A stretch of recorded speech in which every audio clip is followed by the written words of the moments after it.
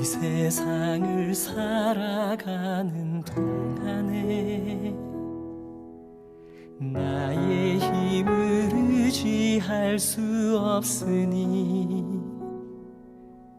기도하고 낙심하지 말 것은 주께서 참 소망이 되심이라. 하나님의 꿈이 나의 비전이 되고 예수님의 성품이 나의 인격이 되고 성령님의 권능이 나의 능력이 되길 원하고 바라고 기도합니다.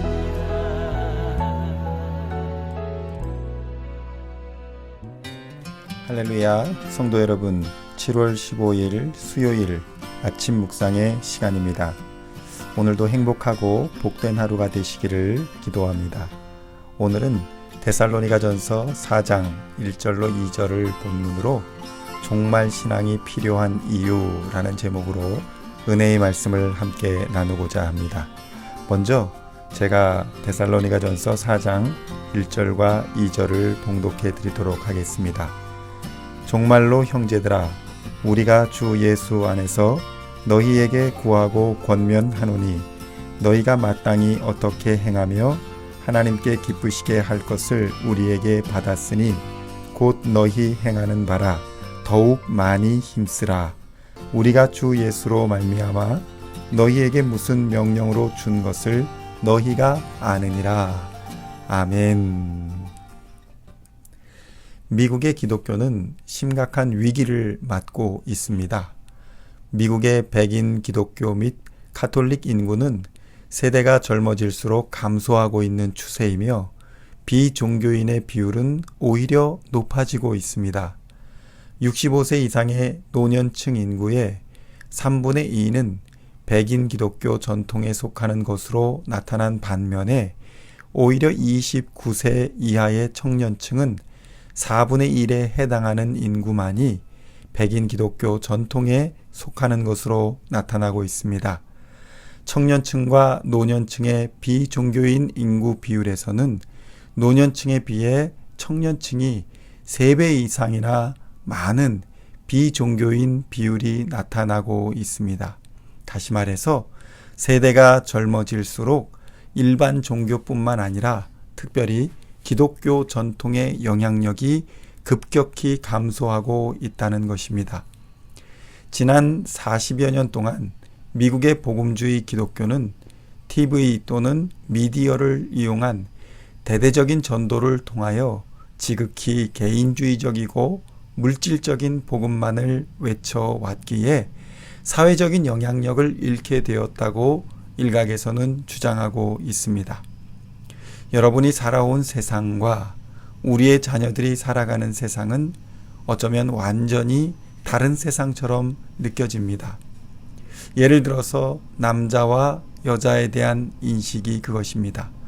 이는 과학적 진실까지도 무시해버리는 단계에 이르렀습니다. 기독교의 적대 세력처럼 존재했던 과학도 이제는 근거를 알 수 없는 취향이란 단어와 성향이라는 단어에 길을 펴지 못하고 있습니다. 무슨 잘못을 해도 그것이 개인적인 성향 또는 취향이기에 존중해줘야 한다고 주장하고 또 소수자 인권과 차별 금지를 들이대면 뭐든지 용서가 될 것 같은 그런 세상을 우리는 살아가고 있습니다. 세상은 이미 자신의 취향과 성향을 만족시키기 위해 수단과 방법을 가리지 않는 시대로 들어섰습니다. 그러나 코로나 바이러스의 무차별적인 공격 앞에서 우리는 진정으로 가치 있고 고결한 삶이 무엇인지를 고민하기 시작한 것 같습니다.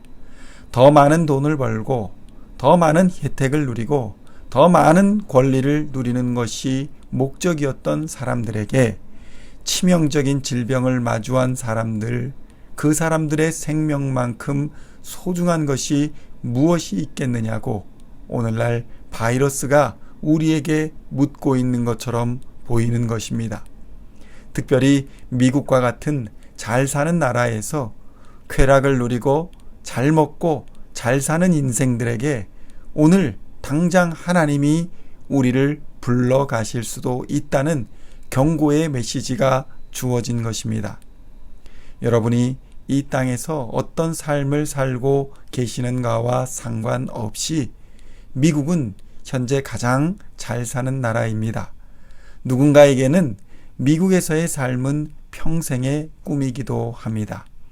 우리는 얼마 전까지만 해도 미국 국경을 향해 무조건 행진해 오던 사람들의 간절한 염원을 기억하고 있습니다. 성경은 우리가 이 땅을 살아가면서 진정으로 힘써야 할 것은 바로 하나님을 기쁘시게 하는 삶이라고 증거합니다. 이 말은 모든 성도들은 자신의 일을 하나님의 의로우신 뜻을 따라 하나님의 인정을 받기 위해 힘써야 한다는 의미입니다. 성도 여러분, 이 세상의 많은 사람들은 헛되고 헛된 일에 정열을 쏟으며 힘을 소비하고 있습니다.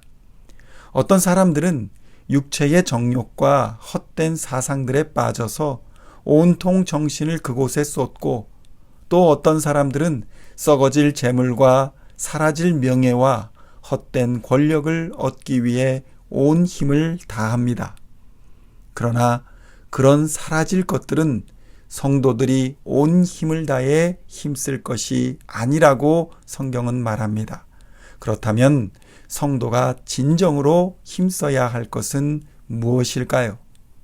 첫째로는 거룩한 삶을 위해 전심을 다하여야 한다는 것입니다.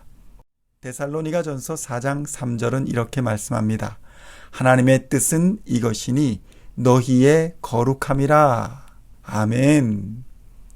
성도 여러분, 우리가 주목해야 할 것은 구원받은 성도들을 향한 하나님의 관심은 언제나 거룩한 삶에 초점이 맞추어져 있다는 것을 알아야 합니다.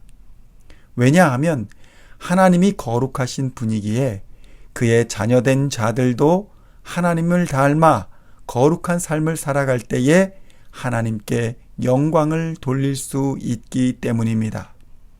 하나님께 영광을 돌리는 삶은 바로 거룩한 삶을 사는 것입니다. 레위기 11장 45절의 말씀입니다.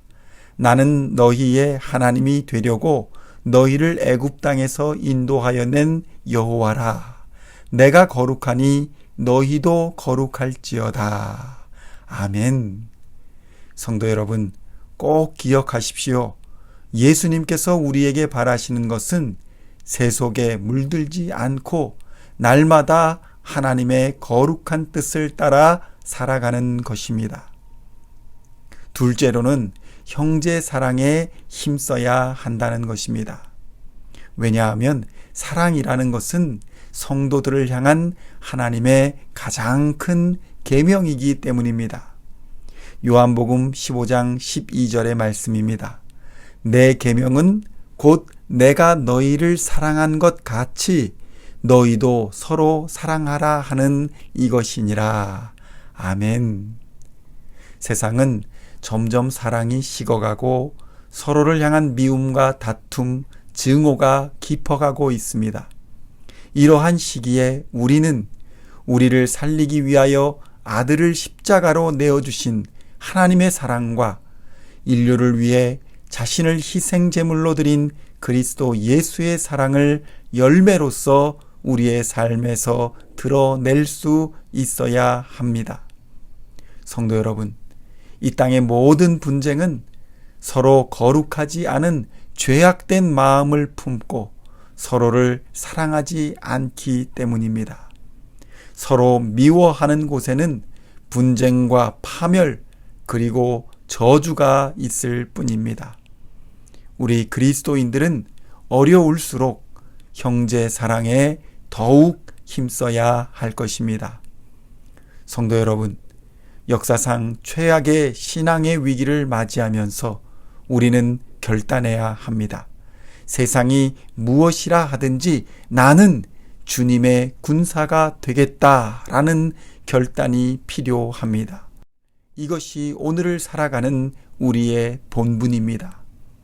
거룩한 삶을 위한 선한 싸움과 형제 사랑의 삶에 더욱 많이 힘쓰는 시온의 성도님들 다 되시기를 우리 주 예수님의 이름으로 간절히 축원드립니다.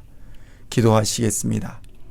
하나님, 세상의 변화가 심상치 않습니다.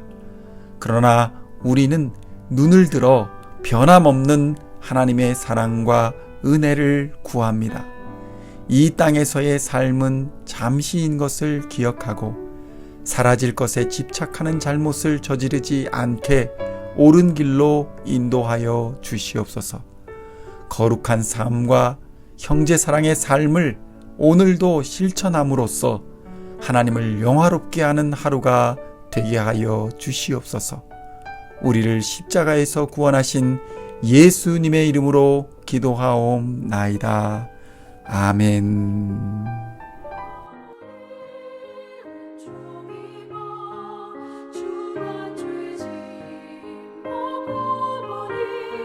슬픔 많은 이 세상